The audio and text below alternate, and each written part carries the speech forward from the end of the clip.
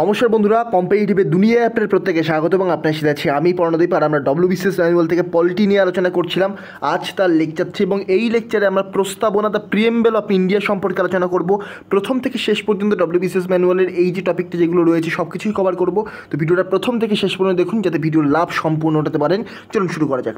তার পূর্বে WBCS 2023-এর জন্য কমপ্লিট ব্যাচ রয়েছে মাত্র 750-তে, complete course plus chapter wise mock test plus telegram group. Link description বক্সে দেওয়া রয়েছে, কীভাবে জয়েন করতে হবে সেটাও কিন্তু ডেসক্রিপশন বক্সে দেওয়া রয়েছে। চলুন শুরু করা যাক। প্রথমেই দেখুন আমাদের প্রস্তাবনা সম্পর্কে বেসিক কনসেপ্ট দেওয়া রয়েছে। বলছে প্রস্তাবনার অর্থ হলো সংবিধানের ভূমিকা বা সংবিধানের অন্তর্গত আইনগুলির মুখবন্ধ।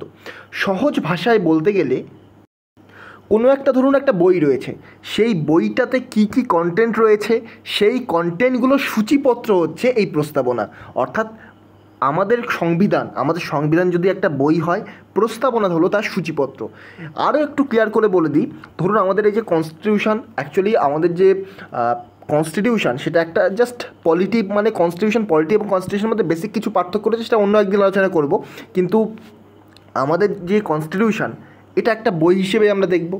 এই যে কনস্টিটিউশন, এই কনস্টিটিউশনের যে ডেসক্রিপশান সংক্ষেপে যদি আমরা বর্ণনা করতে চাই অল্প কয়েকটা শব্দে, তাহলে আমরা যে টার্মটা ইউজ করব সেটা হলো প্রস্তাবনা। এবং প্রস্তাবনার মধ্যে যেগুলো রয়েছে মাত্র ওই কয়েকটা লাইনে কিন্তু আমরা সমগ্র কনস্টিটিউশনকে অ্যানালিসিস করতে পারি বা ডেসক্রাইব করতে পারি।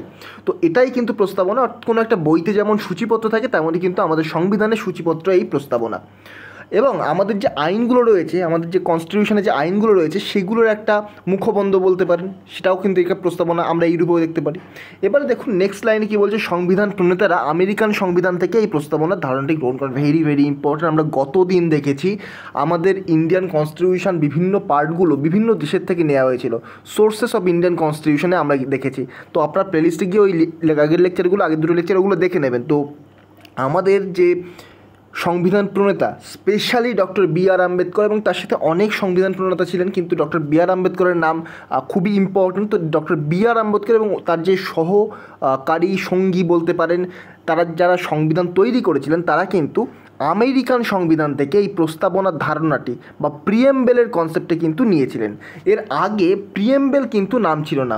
Jawaharlal Nehru objective resolution pass করেন 13ই ডিসেম্বর 1946 সালে।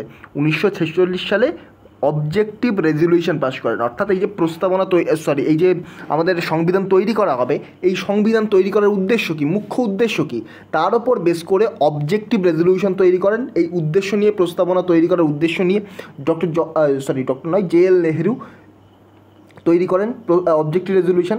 সেই অবজেক্টিভ রেজলিউশন গণপরিষদে গৃহীত হয় এবং পরবর্তীকালে এই অবজেক্টিভ রেজলিউশন কিন্তু প্রস্তাবনা বা প্রিএম্বল অফ ইন্ডিয়া নামে পরিচিত হয়। আশা করি ক্লিয়ার। এরপরে দেখুন এখানে কিছু কিছু ইম্পর্ট্যান্ট টার্ম রয়েছে যেগুলো রাশিয়া থেকে নেওয়া হয়েছে। Very very important.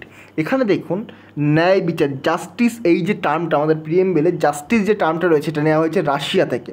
পাশাপাশি ফ্রান্স থেকেও বা ফরাসি বিপ্লব থেকেও কিছু কিছু নেওয়া হয়েছে। অনেক সময় ফরাসি বিপ্লব এখানে অপশান থাকবে না, আপনাকে ফ্রান্স বলে ডিরেক্ট অপশান দিয়ে দেবে। আমি কতদিনই বলেছিলাম ফ্রাটার্নিটি, ভ্রাতৃত্ববোধ, এই টার্মটা ফ্রান্স থেকে নেওয়া হয়েছে।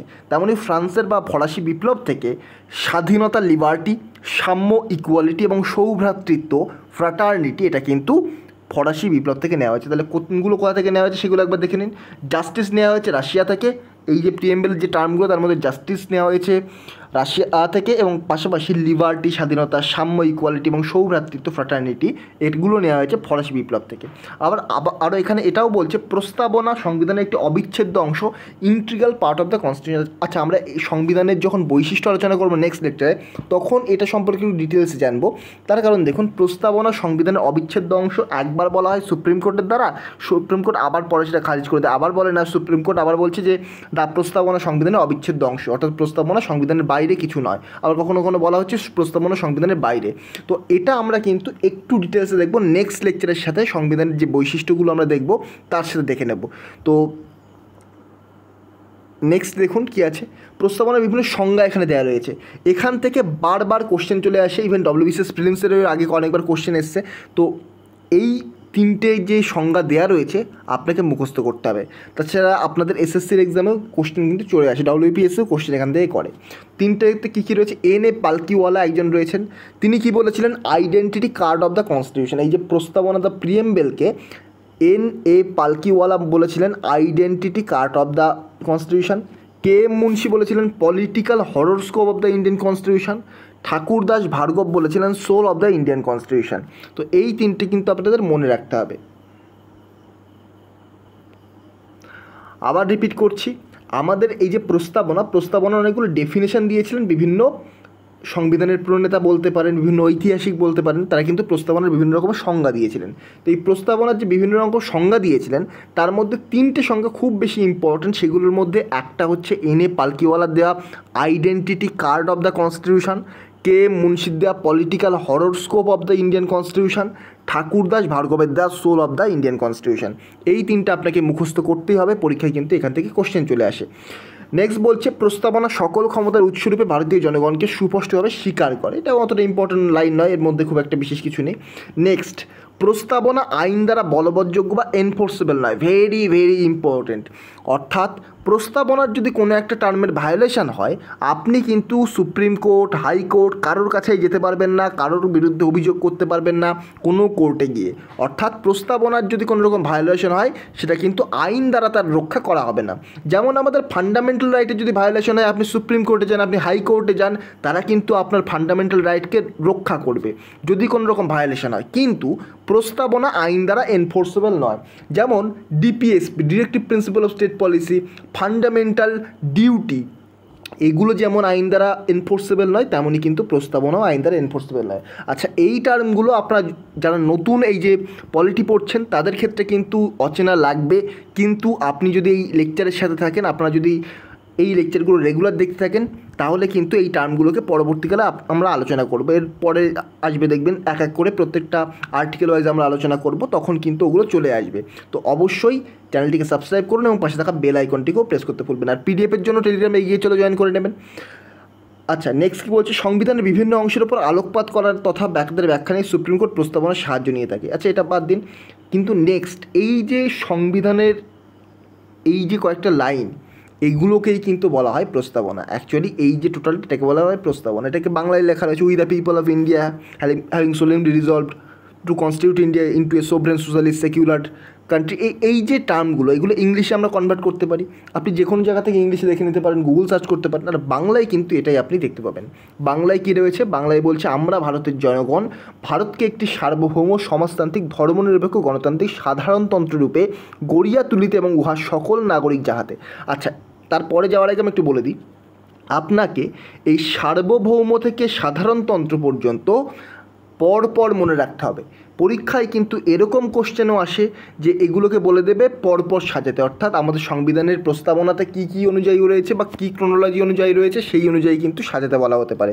তাহলে মনে রাখবেন, সার্বভৌম সোভরেন, সমাজতান্ত্রিক সোশ্যালিস্ট, ধর্মনিরপেক্ষ সেকুলার, গণতান্ত্রিক ডেমোক্রেটিক, সাধারণতন্ত্র মানে রিপাবলিক। তো এই টার্মগুলো এইভাবে কিন্তু আপনাদের পরপর মনে রাখতে হবে। তারপর বলছে সামাজিক, অর্থনৈতিক ও রাজনৈতিক ন্যায় বিচার, চিন্তার, অভিব্যক্তির, বিশ্বাসের, ধর্মের ও উপাসনার স্বাধীনতা, প্রতিষ্ঠা ও সুযোগের সমতা নিশ্চিতভাবে লাভ করেন এবং তাহাদের সকলের মধ্যে ব্যক্তি মর্যাদা, জাতীয় ঐক্য ও সংহতির আশ্বাসকে বর্ধিত হয়। তারপর বলছে দেখুন, তজন্য সত্যনিষ্ঠার সহিত সংকল্প করিয়া আমরা সংবিধান সভায় অদ্য 26শে নভেম্বর 1949 তারিখে এত দ্বারা সংবিধান গ্রহণ করছি এবং বিধিবদ্ধ করছি এবং আমাদেরকে অর্পণ করছি। তো এইটা হচ্ছে আমাদের কিন্তু প্রস্তাবনা। এই যে টার্মগুলো সার্বভৌম, সমাজতান্ত্রিক, ধর্মনিরপেক্ষ, গণতান্ত্রিক, সাধারণতন্ত্র, এবার আমরা দেখব টার্মগুলোর মানে কি। তার আগে আপনারা এই সার্বভৌম থেকে সাধারণতন্ত্র পরপর মনে রাখবেন, কারণ পরীক্ষায় কিন্তু ডিরেক্টলি চলে আসে। আচ্ছা, এখানে দেখুন রাজনৈতিক ন্যায় বিচার, ন্যায় বিচার জাস্টিস, এটা রাশিয়া থেকে নেওয়া হয়েছে। বাকি এখানে দেখবেন বিভিন্ন টার্ম রয়েছে, স্বাধীনতা রয়েছে, সাম্য রয়েছে, সৌভ্রাতৃত্ব রয়েছে, এগুলো কিন্তু ফরাসি বিপ্লব থেকে, এটাও মাথায় রাখবেন, ভেরি ভেরি ইম্পর্টেন্ট। তারপরে দেখুন আমরা এক এক করে টার্মগুলোকে আলোচনা করব। সার্বভৌম, প্রথমে রয়েছে সার্বভৌম টার্মটা। সার্বভৌম বা এর ইংলিশ টার্ম হচ্ছে সোভরেন। তো এখানে কি বলছে, সার্বভৌম কথার অর্থ বাহ্যিক বা অভ্যন্তরীণ ক্ষেত্রে কোনো নিয়ন্ত্রকের অধীন নয়। অর্থাৎ কি, দেখুন আমরা ইন্ডিয়াতে বাস করি, তো ইন্ডিয়ার কনস্টিটিউশন বা ইন্ডিয়ার যে বিভিন্ন ম্যাটারে, ইন্ডিয়ার বিভিন্ন ম্যাটার বা ইন্ডিয়ার বিভিন্ন এক্সটার্নাল অ্যাফেয়ার্স, ইন্টারনাল অ্যাফেয়ার্স, এই সমস্ত ক্ষেত্রে ইন্ডিয়া কিন্তু কারোর ওপর ডিপেন্ডেবল নয় বা ইন্ডিয়াকে কেউ কখনো কন্ট্রোল করতে পারে না। এখন যদি চায়না আমাদের এটা বলে যে তোমরা এই দেশের সাথে রিলেশন রেখো না, আমাদের যদি ইউএসএ বলে তোমরা এই দেশের সাথে রিলেশন করে রেখো না, শুধু এই দেশগুলোর সাথে রিলেশন রাখো, আমরা কিন্তু সেটা মানতে বাধ্য নই। হ্যাঁ, এবার তারা বিভিন্ন রকম ট্রেড ব্যারিয়ার লাগিয়ে দিতে পারে, সেক্ষেত্রে আমাদের ক্ষতির ভয় আমরা সেটাকে মানতে পারি, কিন্তু ওরা বললেই আমরা যে মানবো এমনটা কিন্তু নয়। অর্থাৎ কেউ আমাদেরকে কন্ট্রোল করতে পারবে না, সেটা বাহ্যিক দিক থেকেই হোক আর অভ্যন্তরীণ দিক থেকেই হোক। অর্থাৎ আমরা সার্বভৌম।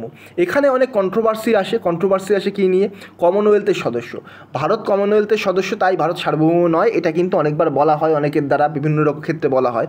কিন্তু তারা যদি যারা এই টাইপের কথাগুলো বলে, স্পেশালি ফেসবুকে এই টাইপের কথাগুলো একটু ঘোরাফেরা করে, কিন্তু তারা যদি ভালো করে একটু পড়াশোনা করে, শুধুমাত্র ফেসবুকের পড়াশোনা বাদ দিয়ে, তাহলে কিন্তু এটা তারা জানতে পারতো যে ভারত কমনওয়েলথের সদস্য তো অবশ্যই, কিন্তু ভারত কমনওয়েলথের সদস্যপদ যখন তখন ত্যাগ করতে পারে।